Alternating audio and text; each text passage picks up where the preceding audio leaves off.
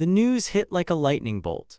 Princess Anne has basically locked Camilla out of part of Sandringham, and the way she did it is honestly more interesting than the fact that it happened at all, because this isn't some dramatic screaming match or a leaked email or whatever we usually get from royal gossip. This is lawyers, actual legal paperwork. Princess Anne had her legal team formally document usage rights to a specific wing of the Sandringham estate, which means Queen Camilla can't use that space for the summer retreat she was apparently planning. And that's where this gets weird, because the royal family doesn't really do lawyers when it comes to family property. They do informal agreements. They do tradition. They do quiet understandings that have existed for generations. The fact that Princess Anne felt the need to get this in writing says something about how broken those informal understandings have become. So here's what's actually happening. Sandringham isn't like Buckingham Palace or Windsor Castle. Those are part of the Crown estate, which means they belong to the nation in a sort of complicated historical trust situation. Sandringham is different. Queen Victoria bought it in 1862 as a private gift for her son, the future King Edward VII, and it's been passed down from monarch to monarch ever since as private property. It doesn't belong to the state. It belongs to the king personally. We're talking over 20,000 acres of farmland in Norfolk with several residences on the grounds. There's the main Sandringham house. There's Wood Farm Cottage, which is where Prince Philip lived during his retirement. And there's Amer Hall, which is where Prince William and Catherine have their country home. This estate has always been the monarchy's private sanctuary. It's where the family gathers for Christmas. It's where Queen Elizabeth spent their final years. It's the place where they go to not be on display. And because it's privately owned by whoever is on the throne, access to the different residences has always been handled through family agreements rather than legal contracts. It's been based on trust and custom, and that system works fine until trust breaks down. The tension between Princess Anne and Queen Camilla isn't new. This goes back decades, all the way to the complicated personal history surrounding King Charles and Camilla's early relationship in the 1970s. When Charles married Diana, that created major fractures within the family, and the eventual collapse of that marriage, along with everything that played out, publicly left wounds that never fully healed. Camilla faced years of intense public criticism before she was gradually accepted as Charles's spouse and eventually became queen consort. Meanwhile, during that exact same period, Princess Anne was building her reputation as the most disciplined and duty-focused member of the family. She's consistently been the hardest-working royal, doing hundreds of engagements every year while keeping her personal life relatively private. Her approach to royal duty is famously straightforward. The institution comes first, always, and that fundamental difference in perspective means Anne and Camilla have often ended up on opposite sides of internal family debates. Anne is practical and uncompromising. Camilla's approach tends to reflect personal relationships and social connections that existed long before she officially joined the royal family. According to sources close to palace circles, the dynamic between the two women is polite but distant. Mutual tolerance rather than genuine warmth. Most of the time that tension has stayed in the background, but recent events seem to have pushed it to the surface. The thing that appears to have triggered this current situation is the ongoing problem with Prince Andrew. Andrew's fall from public life has been one of the most dramatic stories in recent royal history. After everything that came out about his association with Jeffrey Epstein, Andrew was stripped of his remaining royal titles and removed from official duties. He eventually had to leave Royal Lodge in Windsor and move to Wood Farm, which is that much smaller property on the Sandringham estate. The situation got even more complicated when new legal developments put Andrew under additional scrutiny and actually drew police attention to the Sandringham grounds. The optics were terrible for the family. According to royal sources, Princess Anne was genuinely concerned about Andrew's well-being during this period. And look, I get that Andrew is deeply unpopular and for good reason, but from Anne's perspective, he's still her brother. She reportedly advocated for him to be treated with basic dignity, even as the institution was distancing itself from the whole situation. Queen Camilla apparently took a much harder line. Her view, according to sources, was that maintaining any appearance of support for Andrew risked reopening wounds the monarchy had worked very hard to close. She believed protecting the institution meant keeping maximum distance from Andrew and his problems, so you can see how this created a direct conflict. Anne was arguing for family loyalty and basic compassion. Camilla was arguing for institutional protection and public perception. Both positions are defensible in their own way, but they're completely incompatible, and this disagreement over Andrew appears to have taken existing tensions between Anne and Camilla and made them much more acute. When you're already on opposite sides of a fundamental question like how to treat a disgraced family member, it's not surprising that other disputes start to feel more charged. That's the context for what happened next. Princess Anne's legal representatives formally documented and secured usage rights to a specific wing of the Sandringham estate that has historically been used by her family. Now, this is important to understand. Clearly, Anne is not claiming ownership of the land. Sandringham still belongs to King Charles as his private property. What Anne has done is convert informal family arrangements into formal legal agreements. This kind of thing actually happens all the time in large family estates across Britain when multiple family members rely on the same properties for generations. Lawyers create documented occupancy rights or licensing agreements to prevent future disputes. It's not unusual in aristocratic families. What makes it unusual here is that the royal family has historically relied almost entirely on informal understandings for this stuff. For decades, nobody felt the need to get lawyers involved in who stays where at Sandringham. The fact that Anne decided formal documentation was necessary suggests she no longer trusted the informal system to protect her household's access. The timing is particularly pointed. There had been quiet discussions about Queen Camilla possibly spending more time at Sandringham as a summer retreat. Camilla has always loved the estate's grounds and landscape, with King Charles typically spending extended periods of the summer at Balmoral in Scotland. Sandringham seemed like an appealing option for Camilla to have a quieter, lower-profile stay while remaining within the royal orbit. But by formalizing her household's rights right now, Anne has effectively ensured that the wing associated with her family cannot simply be reassigned. The practical result is straightforward.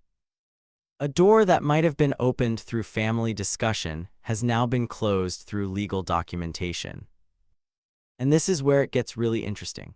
If you think about what Camilla is actually losing here, Camilla has had a personal sanctuary for decades, long before she became queen. Ray Mill House in Wiltshire, that was her private escape, the place where she could step away from the pressures of royal life and maintain some independence. Even after marrying Charles, Ray Mill remained deeply connected to her sense of privacy and personal space. But recently, there have been reports that Camilla has been adjusting her living arrangements and integrating more fully into the royal estate system, letting go of some of that external independence. So the idea of having a summer retreat at Sandringham wasn't just about convenience. It was about finding a new private space within the royal framework, a replacement for the independence she's been gradually giving up. And now that possibility has been blocked, not by a family disagreement that could potentially be resolved through conversation, but by legal paperwork that's much harder to undo. Whether Camilla had specific plans for that exact wing or whether Anne's move was preemptive, the outcome is the same. A potential retreat has become unavailable, and it was made unavailable through a formal process that sends a very clear message about boundaries. The position this puts King Charles in is genuinely difficult. Sandringham belongs to him personally, but this dispute involves two of the most important people in his life, his sister and his wife. Both of them are known for having strong personalities and firm convictions, and Charles relies on both of them in different ways. Anne has always been one of the monarchy's most reliable figures. She maintains an intense schedule of engagements and quietly supports the institution behind the scenes in ways that don't always get public attention. She's been a steady presence through decades of family turmoil. Camilla, on the other hand, has become an essential partner in Charles's public role as monarch.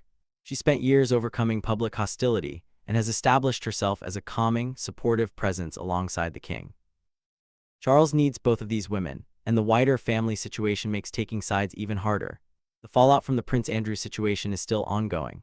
Prince Harry remains absent from the working royal family. Charles has his own health challenges. The institution is under enormous strain, and the last thing anyone needs is an open rift between the Queen and the Princess Royal.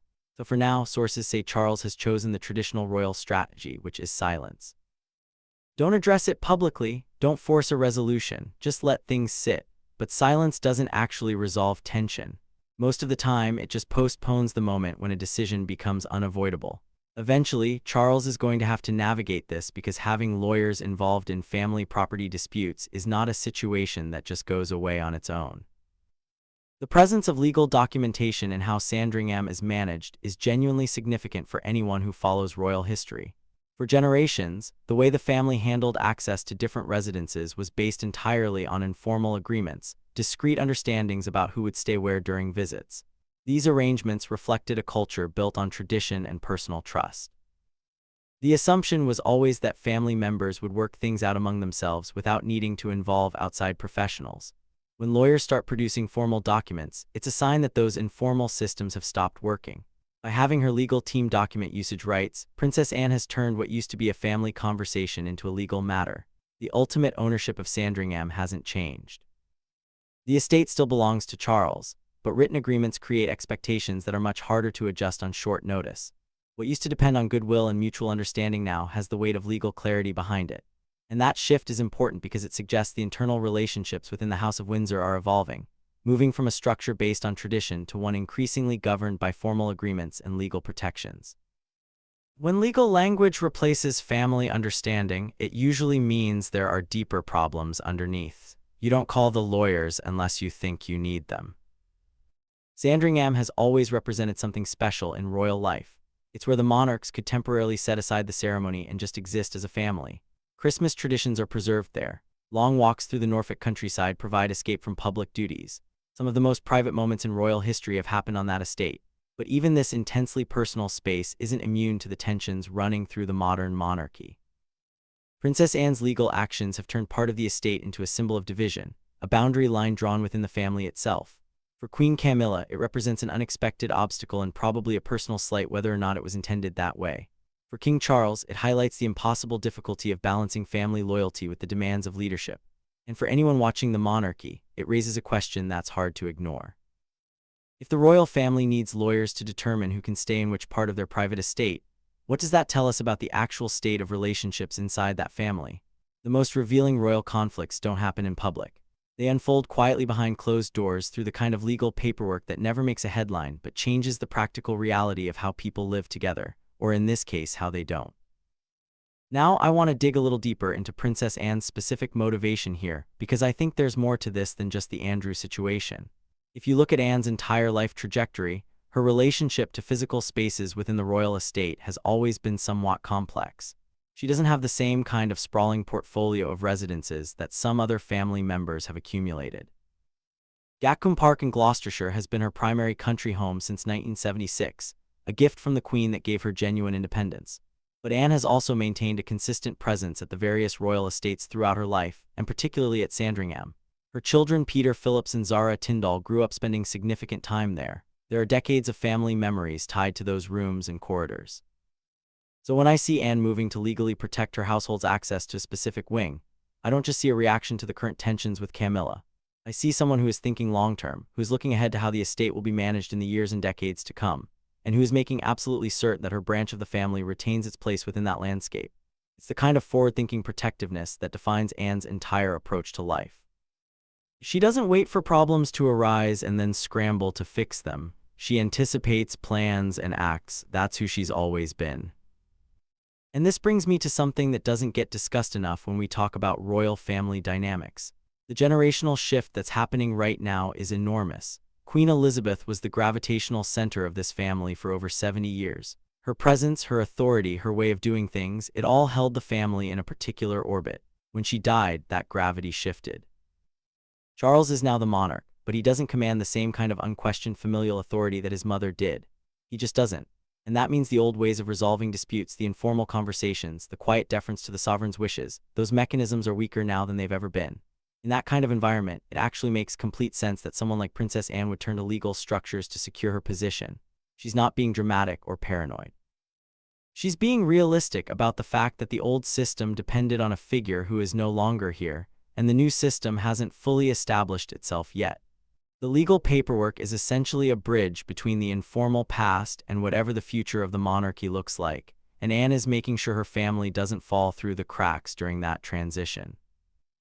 There's another dimension to consider here as well, and it has to do with the broader question of how the royal family manages its private wealth and property in an era of increased public scrutiny.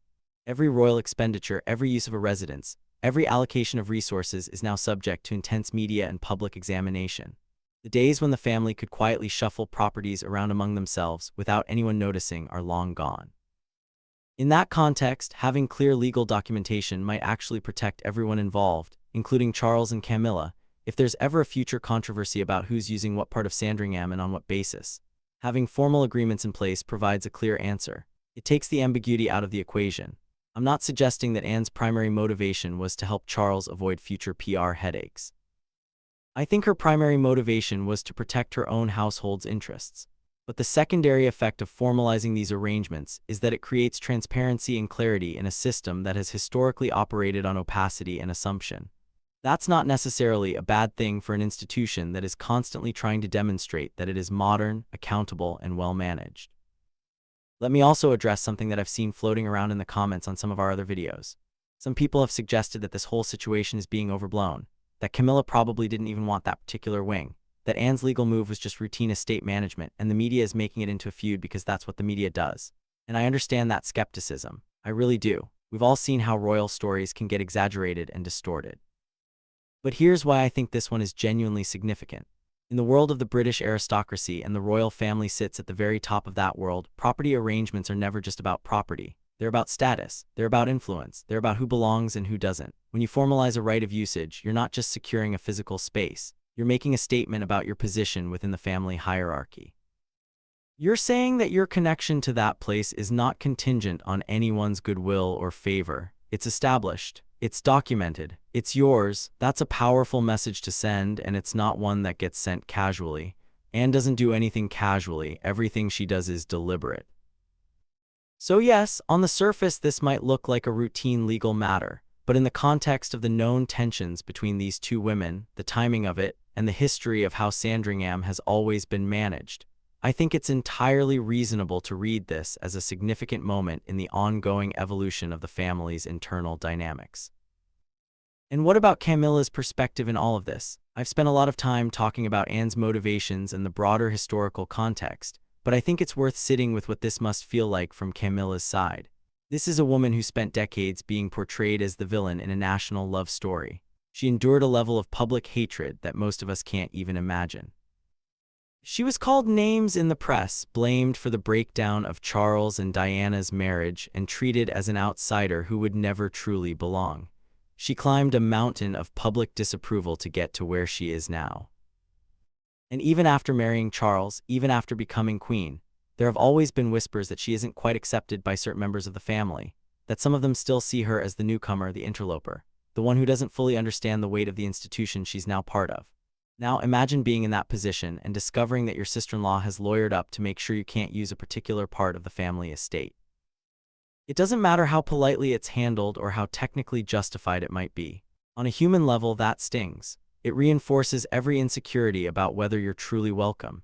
It sends a message that you are still, after all these years, someone whose presence needs to be managed and contained. I'm not saying Anne intended to inflict that kind of emotional damage.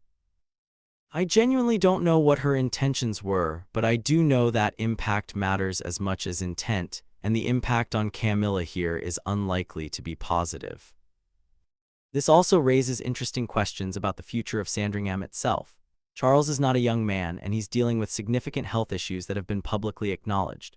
When William eventually inherits the throne, he will also inherit Sandringham as private property.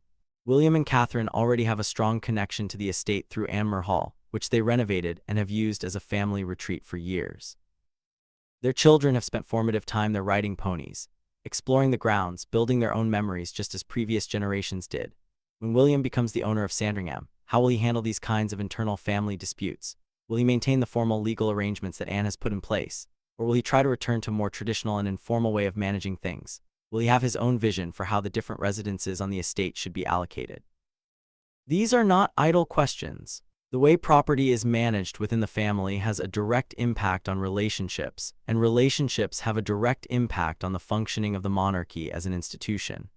A family that is fighting over rooms and wings and access rights is a family that is distracted from the public duties it's supposed to be performing. There's also the question of whether Anne's legal move might set a precedent that other family members follow. If Anne can formalize her usage rights, why couldn't other members of the family do the same? Prince Edward and Sophie, for instance, have their own established presence at Bagshot Park. Princess Beatrice and Princess Eugenie have their own connections to various royal properties. If the culture shifts from informal understanding to legal documentation, we could see a cascade of similar moves as various family members seek to secure their positions. That would fundamentally change how the royal family operates internally. It would introduce a level of formal legal structure that has never existed before. Whether that's a positive development or a negative one depends on your perspective. Some would argue that clear legal frameworks prevent misunderstandings and reduce conflict in the long run. Others would argue that introducing lawyers into family relationships poisons those relationships by replacing trust with contractual obligation. Both arguments have merit, and I suspect the truth lies somewhere in the middle. I'd also want to touch on the role that the late Queen Elizabeth plays in this story, even though she's no longer with us, because in a way this entire situation is a consequence of her absence. While she was alive, Elizabeth was the ultimate arbiter of family disputes. Her word was final, not because she had any legal authority over how her adult children lived their lives, but because her moral authority within the family was absolute. Nobody wanted to be the one who created problems for the Queen. Nobody wanted to add to her burdens. That created a powerful incentive for family members to resolve their differences quietly and to maintain at least the appearance of harmony. With Elizabeth gone, that incentive has disappeared. There is no longer a single figure whose disapproval carries enough weight to keep everyone in line. Charles is the king, but he's also a brother, a husband, a father. His relationships with the other family members are more complicated and less authoritative than his mother's were. Anne doesn't look at Charles the way she looked at Elizabeth. Camilla certainly doesn't. And so the old mechanisms of conflict resolution have broken down, and new mechanisms, including legal mechanisms, are rising to take their place. It's a natural evolution, but it's also a loss. Something intangible but real has disappeared from the heart of this family. Looking ahead, I think the most likely scenario is a prolonged period of quiet tension. Charles will continue to avoid taking sides. Anne will continue to go about her duties with her usual brisk efficiency, secure in the knowledge that her legal position is protected.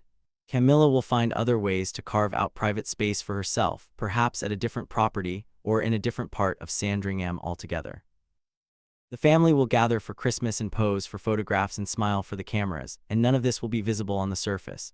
But underneath, the dynamic will have shifted. The relationships will carry the weight of what has happened. The trust that was already thin will have become a little thinner, and the institution will carry on as it always does because that's what the monarchy does. It survives, it adapts, it absorbs tensions and keeps moving forward. But survival and adaptation come at a cost, and the cost here is being paid in the currency of family relationships.